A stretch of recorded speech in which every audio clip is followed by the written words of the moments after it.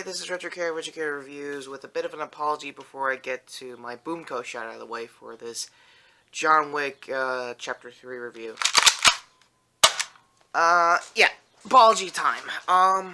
Nothing really, dramatic, family-wise and stuff like that. It's really more on me in production for this review.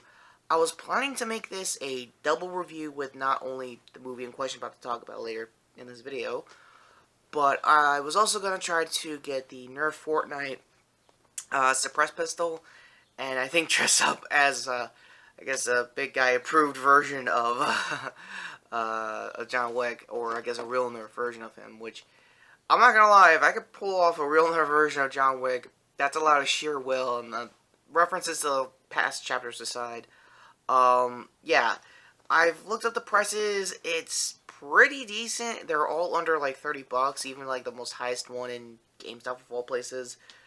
Maybe I'll have a separate review for it. Until then, go to Coop's review.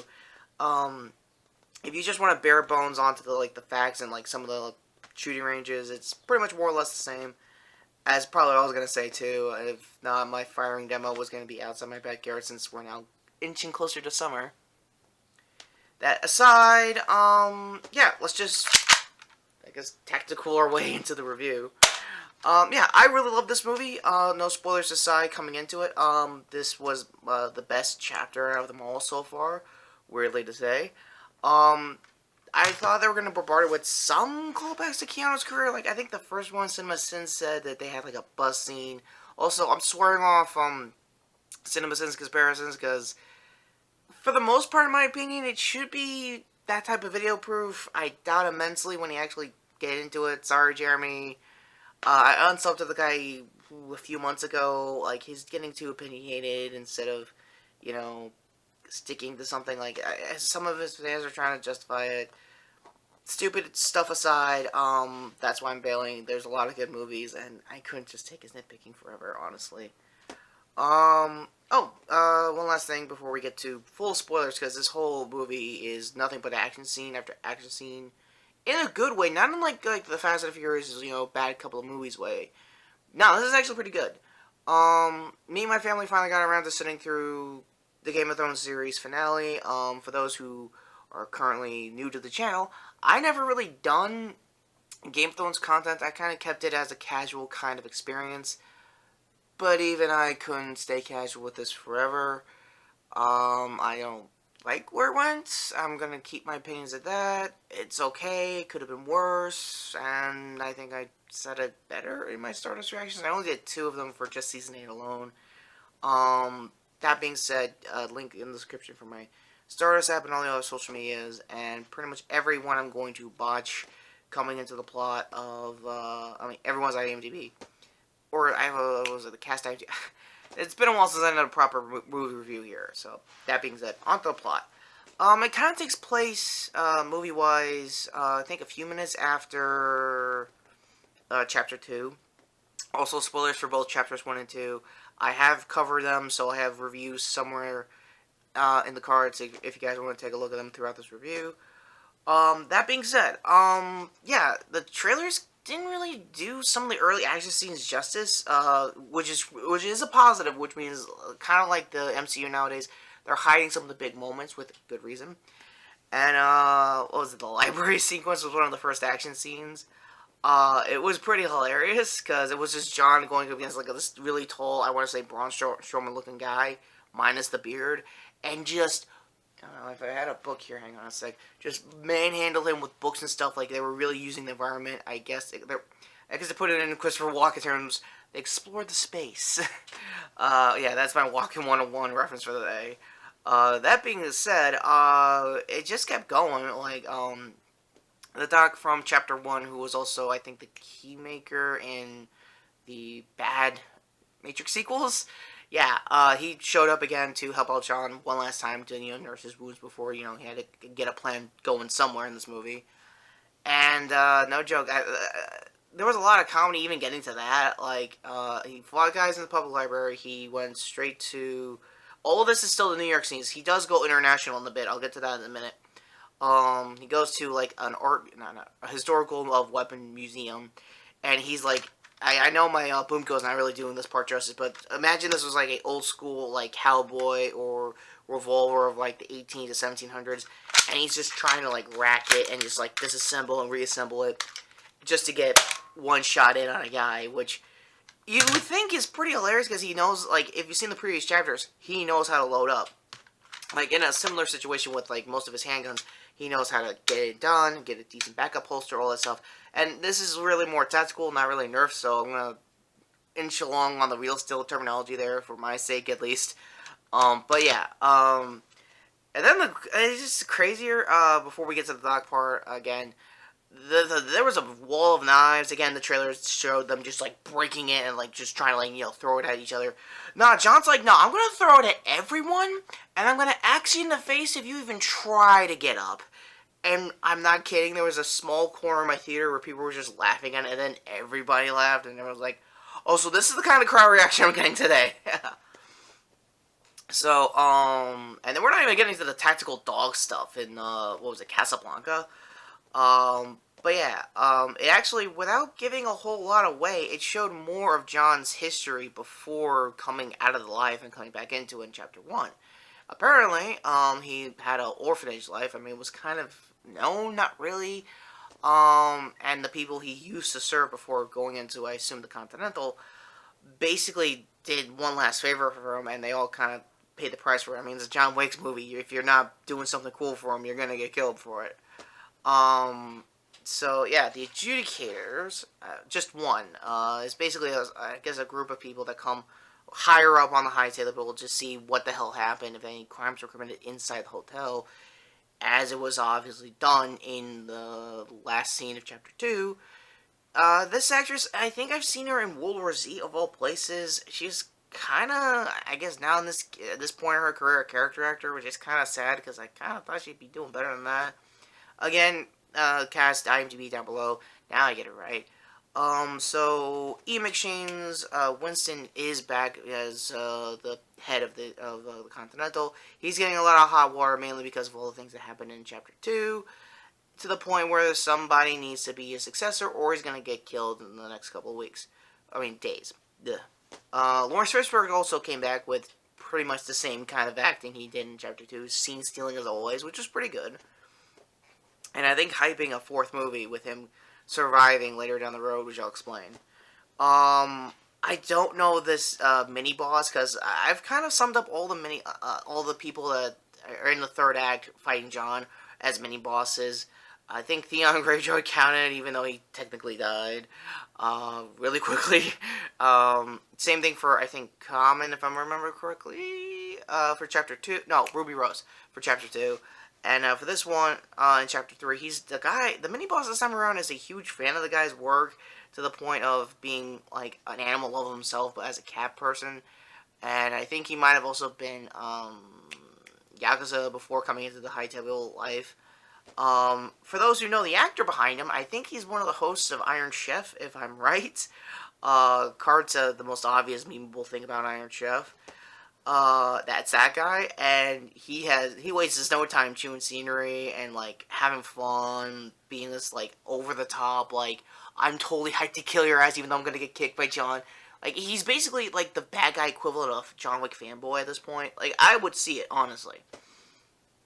So, that, and I think his henchmen, were the guys from the Raid, and this channel here has a long history of loving the Raid series, so seeing those guys get more work outside of, like, more, like, intricate, you know, action series like the John Wick series, that's pretty cool. That's great. I love them. And I know this is a spoiler for the third act. I even got the Halle Berry scenes. I'll get to, I guess at this point, for those who are also new to the channel, I jump around on spoilers, and yeah, 9 minutes is about a good amount of time to start jumping around here. Sorry for that. Unless you really want to see the movie, I highly recommend me just jumping around spoilers, because, again, keeps you guessing, weird as it sounds. Yeah, so the henchmen from the Raid are really cool.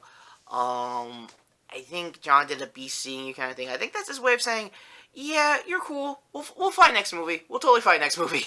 And I hope they do, because they did a really good like, top-notch stuff for what's kind of an out of an element kind of environment for them. For those who remember the Raid movies, is that they were always in a grounded, kind of like dirty, like stoned up kind of area, especially in the third act for those movies.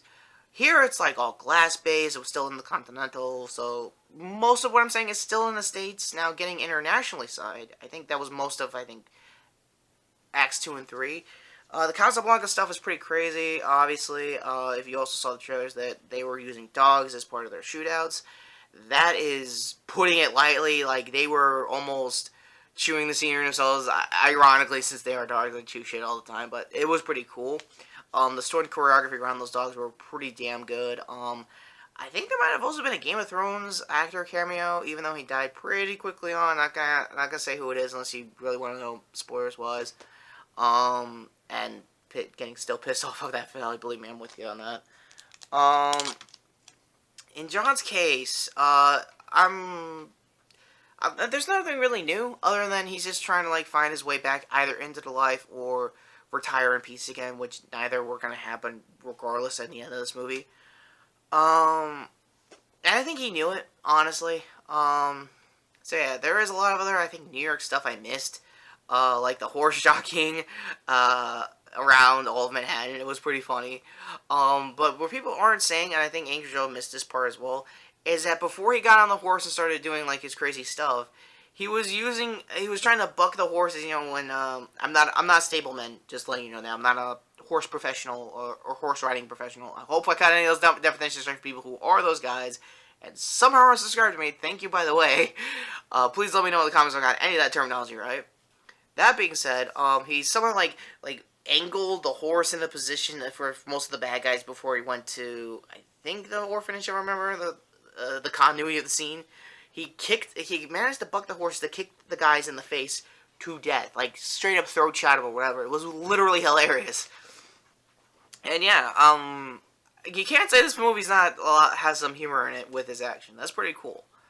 So yeah, the Casablanca stuff, that's most of Halle Berry's scenes. She doesn't show up in the States at all later in the movie. She's not in the third act.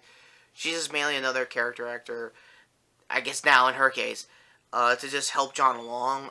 Same thing like Fishburne, except now she's more proactive, because apparently they had a marker together prior to, you know, the series beginning. Getting her into a hotel of her own in Casablanca, being a manager of her own, stop being serving and all that stuff. Again, I'm losing all the terminology mainly because I don't have time, and I want to keep it as spoiler-free as I can for those who still want to go see the movie, because this broke Endgame's, I guess, top 5. It didn't break the overall, like, you can't make $1 billion off of this movie, but you can get it over the top 5. That I can see. Now, that being said, the action scenes of Casablanca is a great set piece. Don't get me wrong. It's really awesome. The dogs were used effectively. One of the best moments of the dogs when shit went down, in Hallie's case, because I think there was viral marketing footage of her real gun shooting alongside Keanu. Like, in Keanu's case, at this point, this is the third movie, he's just dialing it down. In her case, she just looked like she definitely needed a lot of training, and the montage made it look like she did a really good job. So much so, I think, in the dog scenes. I don't think there's behind the scenes of her with the dogs yet.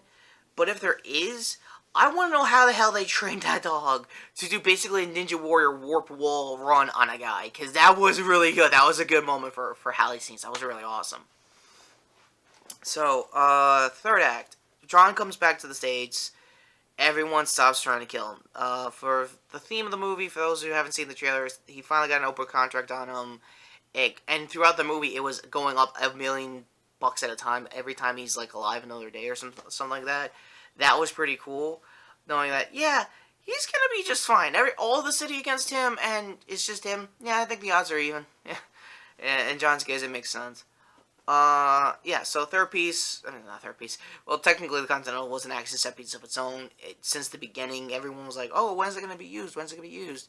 Probably behind the scenes, me was like, makes sense for plot and backstory and all that, but nah, it became a set piece of its own for action. And I forgot the concierge, like the guy at the door you see all the time in these movies. I forgot his name too. He's also a good character actor.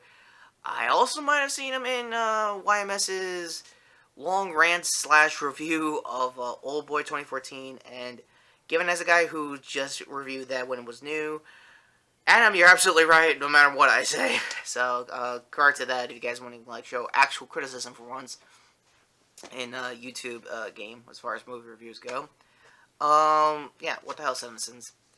So yeah, basically, High Devil basically had the Judicator just basically like just taunts all like everyone who's ever worked with John in the past. Some died, some didn't. Some, in I think the orphanage's case, Hurley just put out her hands like this, threw a sword to her as like symbolic punishment instead of like chopping a guy off. So I guess like as a reminder to never fucking work with this guy again. If you see him, just shoot him or just tell us. I guess that was the plan. So that being said, the hotel gets shut down, everyone's gone, and if for anyone who was asking about the dog throughout, I think he got since chapter 2, he's okay, he's not dead, he's fine, he's hiding out, being with Winston most of the movie, which is actually pretty cool to know.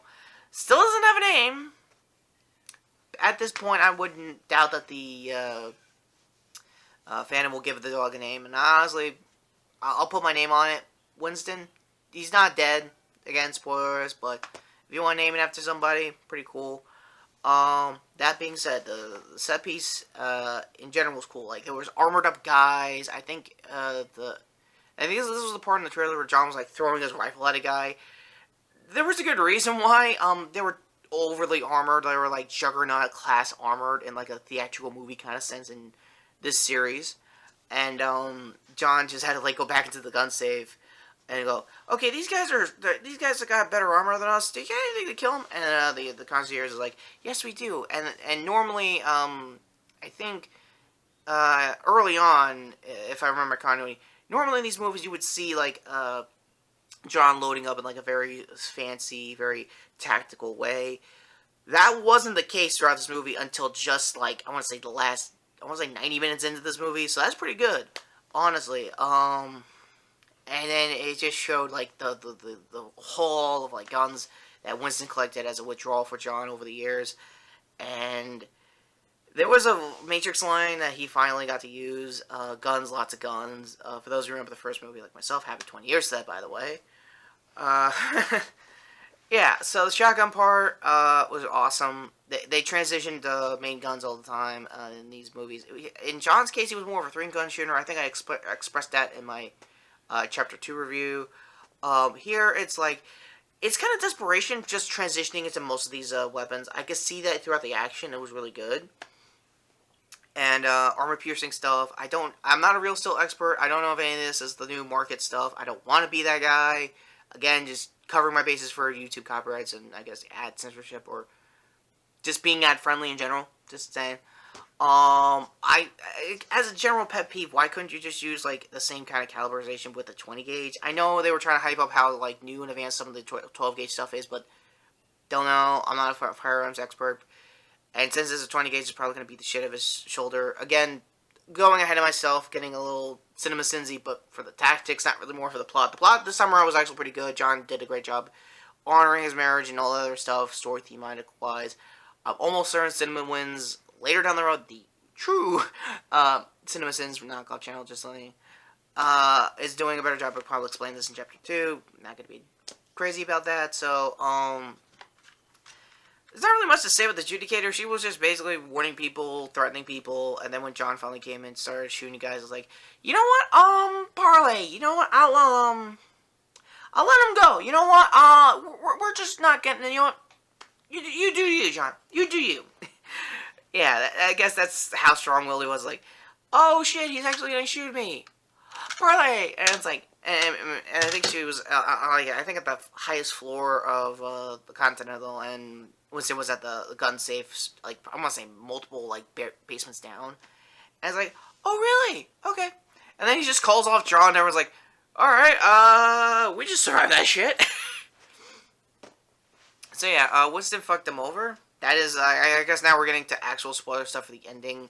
Winston had a plan to have the hotel and John at the same time by, I guess, faking his death in some sort of way. I guess they forgot that to leave the armor out or whatever.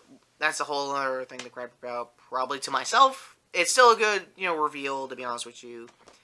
I forgot to mention Lawrence's face proceeds. When the Adjudicator was basically warning everyone that ever helped John, he got cut hard. Iron Chef got him like 7 times. Again, my apologies to all the names I'm mispronouncing. Again, your cast is in the IMDb down low. Just want to make that final reminder before we get the end cards. yeah, he somehow survived, and his hobo army is literally gone. That's what really I called his faction throughout Chapter 2 and then coming into this one. It was just a hobo army. It's really what it was. So now he's just like, hey, John, are you pissed yet? Because I'm kind of pissed. And it was just like a tease for the next movie. And honestly, I can't wait, to be honest with you. If it takes another 2 years, which I think they announced the release date, weirdly, link it down in the description in case they did announce it. This is probably the closest to the news I'm ever going to get for a while, so I'm going to leave it at that. So, final rating, for John Wick Chapter 3, Parabellum, which, by the way, that under, I guess, damn it, that title had a meaning to it at the end of the movie. It was just their version of saying, oh, I'm going to go to war with these motherfuckers now. So yeah, 10 out of 10. But I guess the John Wick series at this point, the action was on point, story was fine. Keanu did the best. I mean, there is no denying that Wick is definitely John's character, not John, Keanu's character, and, jokes aside of, like, all the memes, like, oh, he's secretly an immortal and all that stuff, and, you know, other factoids about the guy. I generally love this movie. This is a good series, and I honestly cannot wait for Chapter 4, if it is coming out in 2021. I'm totally cool with it. Also, I think John Leguizamo's character back in Chapter 1 said that was kind of when his car was going to come back. Like, around circa 2020-something. And if that car comes back for Chapter 4 as, like, a big fuck you kind of awesome action scene, I'm down to see that as part of the trailers.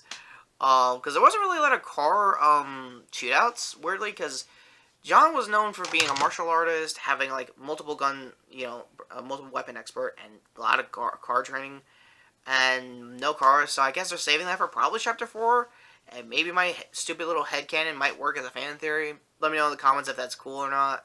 A like if you even like the idea. So shopping around what to do in Chapter 4 aside, and if this is finally the end card after 22 minutes of talking about this, without a question, awesome movie. It really is an awesome movie no matter what you say. Boomco here for the previous video, and Boomco over there to sub to the channel. That being said, I apologize again to not have the Fortnite Blaster as part of the double review, and given how long I've been talking about this movie, probably good reason. So that being said, take care, and with the final Boomco shot out of the way, actually, you know what, I'm going to put an actual round in this. I don't know what they're calling, I think a star dart, I guess in the fandom. And I gotta dig around that, so that being said, take care, subscribe, and don't fuck with John Wick, because that pencil, man. Don't talk about that pencil.